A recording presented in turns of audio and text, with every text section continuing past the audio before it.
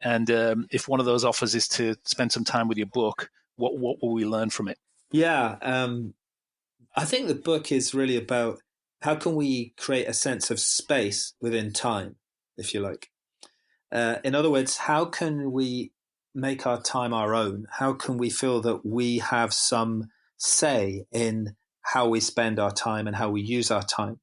And how can we compose a life rather than just feel that we're managing time? So it came from a kind of feeling that actually we're kind of ruled by a very mechanical understanding of time, where all time is the same and we're racing against the clock. And pausing, whether it's pausing for a second or two, or whether it's taking a sabbatical year, allows us to move into a different dimension of time. So it doesn't give you more minutes or hours or days, but it can give you a deeper, richer sense of time, whether it's pausing and counting to 2 or 3 before you enter a room so that you collect your thoughts before you enter, or whether it's going off into the woods, as Bill Gates famously did for his Think Weeks, to take a broader, deeper view of the strategic considerations for a business. So in that little space that you can open up, which I'm calling a pause, you might appreciate things. That's something I think we all find ourselves doing now in lockdown, appreciating in the Northern Hemisphere anyway, what an amazing spring it's been, or the people that we're locked down with. It might allow you to reassess your priorities.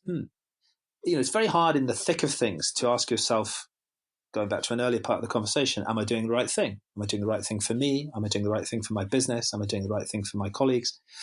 So a pause allows you to sort of revisit those priorities. It can allow you to connect ideas. It can allow you to explore new territories, acquire new skills.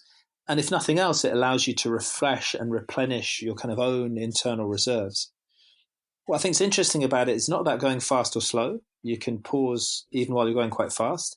And one of the things that really got me interested in the first place is this very obvious aspect of pause, which is it's not a defined period of time. So it need not be long, but it can make all the difference. It's just this shift in your relationship with time is what it sounds like you're looking at, just deliberately shifting. Yeah, and taking back agency. And if you like a metaphor to put it in a nutshell, I think that pausing is like yeast in bread. So you don't need much, but it makes a great difference. Perhaps, Rob, you can come back and talk to us some more about pausing. I think a lot of L&D, a lot of learning is about creating space and time for people.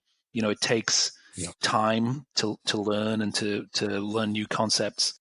And I think a lot of us are sort of time engineers in this business. So I'd love to talk more about that. I ask everyone who comes on the podcast, Robert, I'm interested, why did you choose to do this line of work?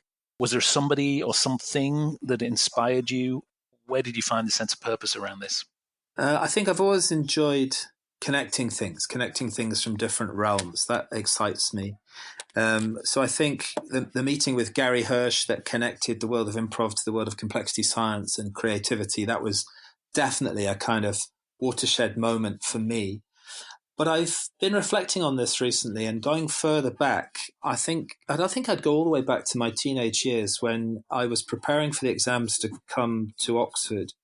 And I worked with a very elderly gentleman, Terence Barnes, he was called. He was actually the inspiration in many ways and the mentor to William Golding, the novelist. Oh, yeah. So he lived in the town I grew up in, and he'd been the head of English at our school previously. And he was a man, when I was studying with him, he was already in his late 80s. He'd been an intelligence officer in the war. And he had this enthusiasm for learning that I thought was extraordinary. And he would read poems aloud to us and marvel at them. And I went to university to study philosophy and psychology, as I said earlier. And when I went back to visit him, he had decided, aged 80-something, to take up the study of symbolic logic.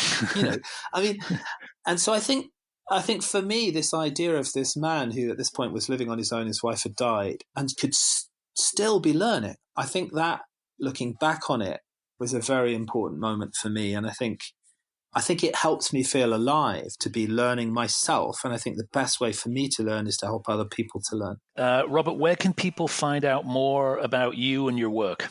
So my website is just my name. So it's robertpoynton.com. That's Poynton with a Y.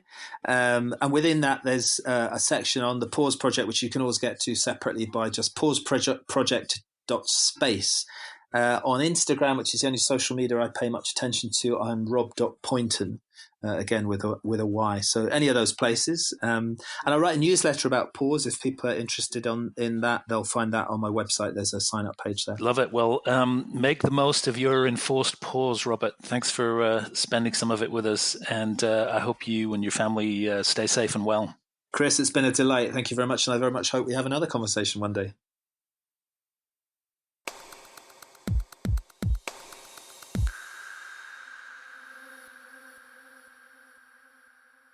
Thanks as always for listening to this episode of Learning is the New Working. Please rate us on your favorite podcast platform, share us with your friends and community, or drop us a note at www.learningisthenewworking.org, where you can find a back catalogue of all our episodes and learn more and get resources from the amazing people that we've been lucky enough to feature across our 6 thematic seasons. Please, please, please stay well, stay home, but stay connected and always stay learning. Thanks.